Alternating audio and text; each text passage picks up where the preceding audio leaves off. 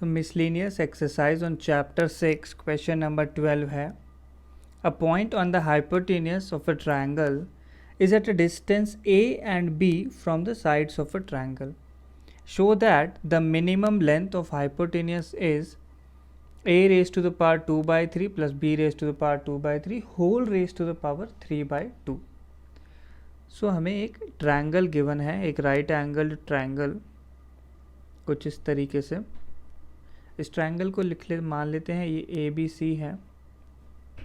A point on the hypotenuse of the triangle, तो एक point assume किया hypotenuse पे. सपोज ये पॉइंट पी है, तो यहाँ से ऐसे मैंने दोनों साइड्स पे परपेंडिकुलर्स ड्रॉप किए.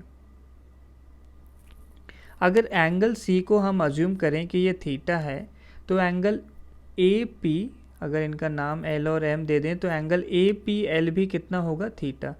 ये थीटा इसलिए क्योंकि करस्पॉन्डिंग एंगल्स होने वाले हैं, तो दोनों एंगल थीटा होंगे. तो ये हमारे पास सिचुएशन है. और लिखा है a point on the hypotenuse is a distance of A and B. एक साइड से डिस्टेंस ए है और दूसरी से बी, तो हम ए बी से इस डिस्टेंस को ए मान लेते हैं और बी सी से मान लेते हैं बी. तो ये हमारे पास फुल सिचुएशन आ गई है. हमें हाइपोटेनियस की लेंथ को मिनिमाइज करना है. सो जो मैंने अज्यूम किया है वो मैं यहाँ मेंशन कर देता हूँ. So let P be a point on hypotenuse of triangle ABC. ठीक है, ये अज्यूम किया है. और PL हमने ड्रॉ किया है, that is perpendicular to AB. और साथ में हमने माना है कि length PL is equal to A. ऐसे ही PM is perpendicular to BC और लेंथ PM को हमने अज्यूम किया है B. ऑल्सो जो एंगल्स हैं, एंगल APL और एंगल ACB, ये दोनों किसके इक्वल लिए हैं हमने? थीटा के इक्वल.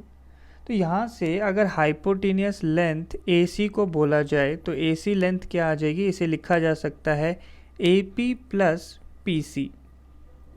सो AP लेंथ कैसे आएगी? अगर हमारे पास ट्रायंगल का बेस A है तो उसकी हाइपोटेनियस कितनी आ जाएगी? अगर ये थीटा है तो ये बनेगा हमारे पास A sec थीटा. एक सिंपल ट्रायंगल से निकाल सकते हो आप ट्रिग्नोमेट्रिक रेशियो लगा के. ये लेंथ आ जाएगी A sec थीटा. फिर हमने ये नीचे वाला ट्रायंगल कंसिडर किया CPM, तो इसमें परपेंडिकुलर की लेंथ B है, तो हाइपोटेनियस की लेंथ हो जाएगी B cosec theta. B cosec theta. So AP value आ गई हमारे पास A sec theta and PC value हो जाएगी B cosec थीटा. एक बात और यहाँ पे ध्यान रखने वाली है कि राइट एंगल ट्रायंगल है तो थीटा हमारा 0 से तो बड़ा होगा ही और पाई बाय 2 से छोटा होगा, यानी थीटा एक फर्स्ट क्वाड्रेंट का एंगल है. So finally length of the hypotenuse को अगर मैं L लिखूं तो L की वैल्यू आ गई है A sec theta plus B cosec theta, जिसमें केवल एक ही वेरिएबल है थीटा. सो हमने इसे थीटा के रिस्पेक्ट में डिफ्रेंशिएट किया तो dl बाय डी थीटा आता है. सेक थीटा का डेरिवेटिव होता है sec theta into tan theta, तो ये बनेगा A sec theta into tan theta. और कोसेक थीटा का डेरिवेटिव होता है minus cosec theta into cot theta, तो ये हो जाएगा minus B cosec theta into cot theta. So हमें हाइपोटेनियस की लेंथ मिनिमाइज करनी है, तो for minimum L dl by d theta को हमें 0 करना होगा. यहाँ से बन जाता है A sec theta into tan theta. जो पहला टर्म है वो दूसरे टर्म के इक्वल होगा, that is B cosec theta into cot theta. तो इसे हम साइन कॉस में कन्वर्ट कर लेते हैं, तो ये बनता है A टैन थीटा को लिखूंगा मैं sine theta upon cos theta और sec theta 1 upon cos theta. So ये एक्सप्रेशन आ जाएगी sine theta upon cos square theta. और राइट में बनता है B कोसेक थीटा होता है 1 अपॉन साइन और कॉट थीटा होता है कॉस अपॉन साइन, तो b cos theta upon sine square theta. तो यहाँ से एक्सप्रेशन आ गई हमारे पास sine cube theta upon cos cube theta is equal to b by a। So इसे सिंप्लीफाई किया तो मिलता है tan cube theta is equal to b by a। This simply implies tan theta की वैल्यू कितनी आ जाएगी, b by a raise to the power 1/3। ये वैल्यूज हमें मिल जाएंगी। नेक्स्ट हमें हाइपोटेनियस की लेंथ को मिनिमाइज करना है, तो डबल डेरिवेटिव प्रूफ करना होगा कि पॉजिटिव है। So dl by d theta, ये एक्सप्रेशन था हमारे पास a sec theta into tan theta minus b cosec theta into cot theta. इसको फिर से डिफरेंशिएट करना होगा विद रिस्पेक्ट टू थीटा, तो d2l by d theta square is equal to, so दोनों टर्म्स दो टर्म्स के प्रोडक्ट हैं, तो प्रोडक्ट रूल लगेगा दोनों में, तो ये बनता है a इंटू, पहले मैंने सेक थीटा को रखा कांस्टेंट, तो a सेक थीटा कांस्टेंट और tan थीटा का डेरिवेटिव हो जाएगा secant square theta, plus next term के लिए a into tan theta constant, sec theta का डेरिवेटिव आता है sec theta into tan theta, तो sec theta into tan theta.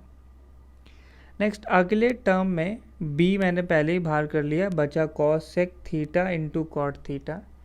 तो पहले कॉसेक थीटा को हमने कांस्टेंट रखा, कॉट थीटा का डेरिवेटिव होता है minus cosec square theta, plus अगले टर्म के लिए कॉट थीटा कांस्टेंट और कोसेक थीटा का डेरिवेटिव होता है minus cosec theta into cot theta, तो minus cosec theta into cot theta.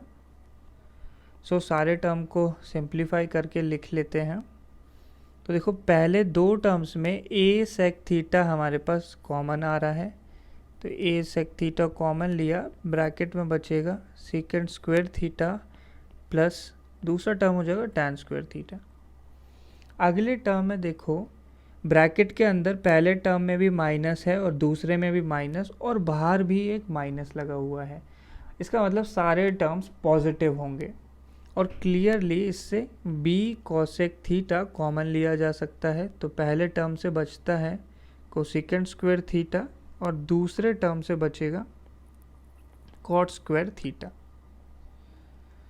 तो ये एक्सप्रेशन आ गया हमारे पास d2l upon D theta square का।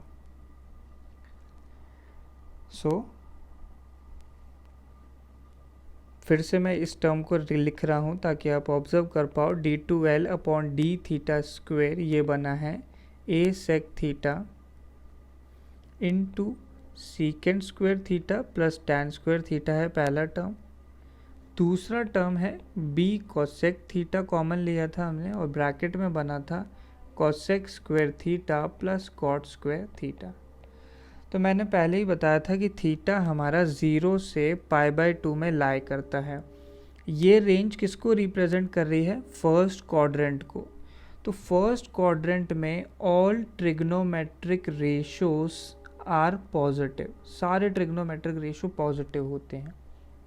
सो डेफिनेटली सेक थीटा भी पॉजिटिव होगा, sec square theta plus tan square theta ये वैल्यू भी पॉजिटिव बनेगी, कोसेक थीटा भी पॉजिटिव और ये ब्रैकेट भी पॉजिटिव। और क्वेश्चन में a और b लेंथ को रिप्रेजेंट कर रहे हैं, तो a और b भी पॉजिटिव होंगे। तो इसका मतलब हुआ कि d2l upon D theta square is always positive, हमेशा पॉजिटिव है। सो इसका क्या मतलब हुआ, अगर हम देखें तो L इज लीस्ट व्हेन हमारा जब tan थीटा की वैल्यू आई है b/a raise to the power 1/3, इस पे L की वैल्यू मिनिमम होगी क्योंकि डबल डेरिवेटिव पॉजिटिव आ रहा है। सो ये tan थीटा का एक्सप्रेशन आया है। लेंथ की वैल्यू हमारे पास थी a sec theta plus b cosec theta जो हमें निकालना है, और एक्सप्रेशन था tan थीटा आया है b by a raise to the power 1/3, ये वैल्यू बनी है। यहाँ से अगर मैं ट्रायंगल ड्रॉ करूँ तो थीटा के सामने आएगा परपेंडिकुलर, तो इसकी वैल्यू है b की पावर 1/3 और बेस है a की पावर 1/3। इससे हमें हाइपोटेनियस मिलता है इन दोनों के स्क्वायर का रूट, तो a की power 2/3 plus b raise to the power 2/3। So L बनेगा a इंटू सेक थीटा। सेक थीटा होता है हाइपोटेनियस अपॉन बेस, यानी root of a raise to the power 2/3 plus b raise to the power 2/3 upon base की value जो है a की power 1/3 plus b into cosec theta क्या होगा, hypotenuse upon perpendicular. So root of a की power 2/3 plus b upon 2/3 whole divided by b raise to the power 1/3, ऐसा expression आ गया है। तो पहले टर्म में ऊपर a है, नीचे a की पावर 1/3 है, तो इसे लिखा जा सकता है a की पावर 2 माइनस 1/3 या a की पावर 2/3, और रूट के अंदर टर्म सेम रहेगा, इसमें कोई सिंप्लीफिकेशन पॉसिबल नहीं है। प्लस ऐसे ही b की पावर 2/3 बन जाएगा दूसरे टर्म में, और रूट वाला टर्म एज इट इज़ रहेगा। सो यहाँ से क्लियरली ये रूट वाला टर्म दोनों में है, तो इसे हम कॉमन ले लेते हैं।